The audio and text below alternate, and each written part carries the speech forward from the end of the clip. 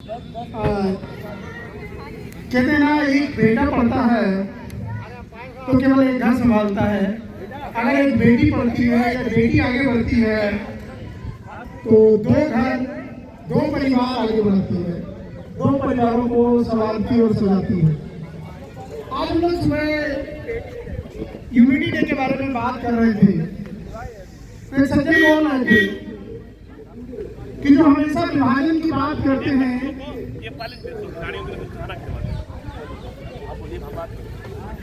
जो विभाजन की बात करते हैं, आज वो एकता की बात करने लगे।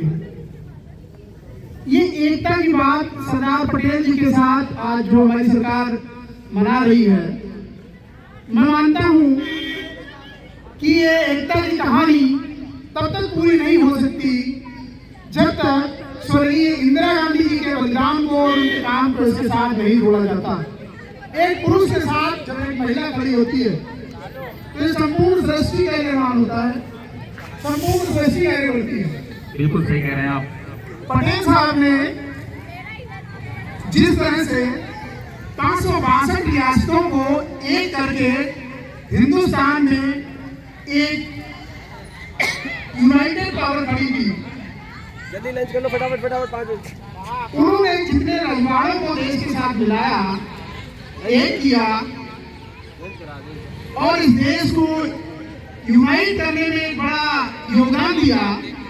दरअसल ये उस समय की मांग थी कि वो राजा रजवाड़े जिनको इस देश की मेन स्ट्रीम के साथ जोड़ा गया, तो उन्हें फ्री बस जैसी सुविधा दी गई। और आपको बताएं कि कोई भी व्यवस्था समय के साथ हमेशा वैसी ही चलती रहे, ऐसा कभी नहीं हुआ। और इस फ्री बस की व्यवस्था ने आगे चल के देश में समस्या खड़ी कर दी, और वो ये थी कि राजा रजवाड़े उसी पैसे का यूज करके इस देश में कैपिटलिज्म को बढ़ावा दे रहे थे। और उस कैपिटलिज्म को खत्म करने में आप ध्यान दीजिएगा कि सबसे बड़ा योगदान हमारी स्वर्गीय प्रधानमंत्री, जिनको किसी जमाने में लोगों ने मोम की गुड़िया कहा था, वो आयरन लेडी ने किया। बिल्कुल सही बोल रहे हैं आप। वो आयरन लेडी ने खत्म किया फ्री बस, और इस एकता की यात्रा को पूरा करने में इंदिरा गांधी जी का रोल सराहनीय है, क्योंकि उन्होंने एक झटके में सारे बैंकों का नेशनलाइजेशन किया, बैंकों का राष्ट्रीयकरण किया और देश के संविधान में कितना बड़ा बदलाव किया, जिसे बाद में मिनी कॉन्स्टिट्यूशन के नाम से जाना गया। 42nd amendment of the Indian constitution of 1976, जिसमें देश को समाजवादी और धर्मनिरपेक्ष राज्य का दर्जा दिया गया, उसके प्रेमबल में ऐड किया गया।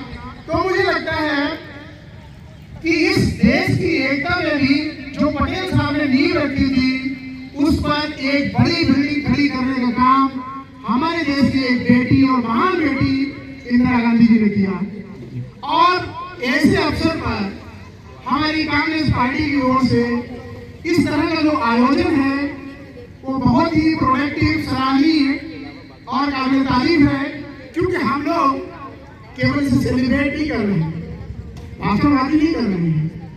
इसको लेकर बेटियों को आगे बढ़ाने का काम किया जा रहा है, बेटियों के लिए क्रिकेट मैच का आयोजन किया जा रहा है। ये बात अगर हम कांग्रेस के कार्यकर्ता कहते हैं तो मुझे लगता है कि इसमें अगर ज्यादा कहते हैं तो ये लगेगा कि अपने मुंह मिट्टू बन रहे हैं। मुझे लग रहा है कि देश के हर व्यक्ति को ये समझने की जरूरत है, और आज ये देश में जो माहौल है, जो केवल बातों बातों में बनाया जा रहा है, उसको चैलेंज करने के लिए केवल काम ही आगे आ सकता है। और मैं मानता हूं कि हम सबको देश के सामने जो चुनौतियां हैं, जो इस तरह की समस्याएं हैं, वो बातों बातों में उड़ा रहे हैं, हम उसको काम से जोड़ते जाएं।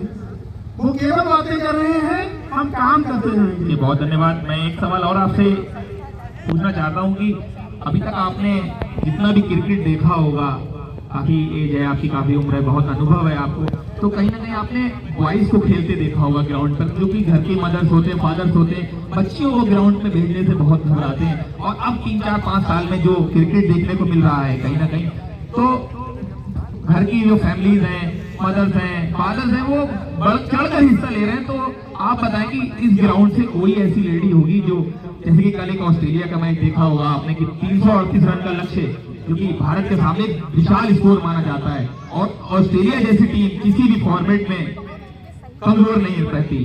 तो उस तरीके से जो मैच उन्होंने जीता और आईसीसी वुमेन्स वर्ल्ड कप में फाइनल में अपनी दावेदारी पेश की, तो कहीं ना कहीं इस ग्राउंड से या फिर यूपी लेवल से कोई भी ऐसी लेडी देखने को मिल सकती है आपको आगे आकर। और मदर और फादर के बारे में 2 कॉल जरूर बताएं मुझको कि वो अपने बच्चों को खिलाने के लिए भेजें या ना भेजें, आपकी क्या राय है इस पर? बिल्कुल, बहुत अच्छा सवाल है भैया, आपका शानदार सवाल है। आपको एक बात याद रखने की है कि हमने नहीं बल्कि पूरी दुनिया ने अपनी आधी आबादी को उनके अवसरों से वंचित रखा है। और ये बहुत ही शानदार बात है कि जब जब हमने बेटियों को अवसर दिया है, उन्होंने अपने को सिद्ध करके दिखाया है। वो किसी भी फील्ड में देख लीजिए, आप चाहे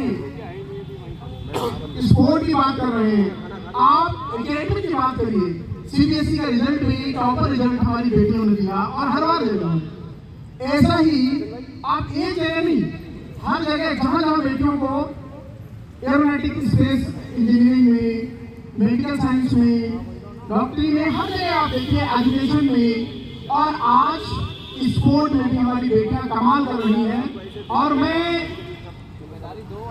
यहाँ से एक छोटे से ग्राउंड से देश के सारे अभिभावकों से अपील करता हूँ, ये हमारा कर्तव्य है कि वो अपनी बेटियों को एक अवसर दें, और ये अवसर उनको ही नहीं बल्कि उनके पूरे समाज, उनके पूरे देश को आगे बढ़ाने का काम करेगा।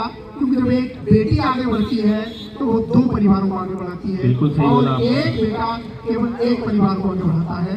तो मैं ये मानता हूँ कि इस ग्राउंड से जरूर कोई ना कोई बेटी आगे जाएगी और वो इस प्रदेश का और देश का नाम रोशन करेगी। बहुत बहुत शुक्रिया, बहुत बहुत शुक्रिया आपका।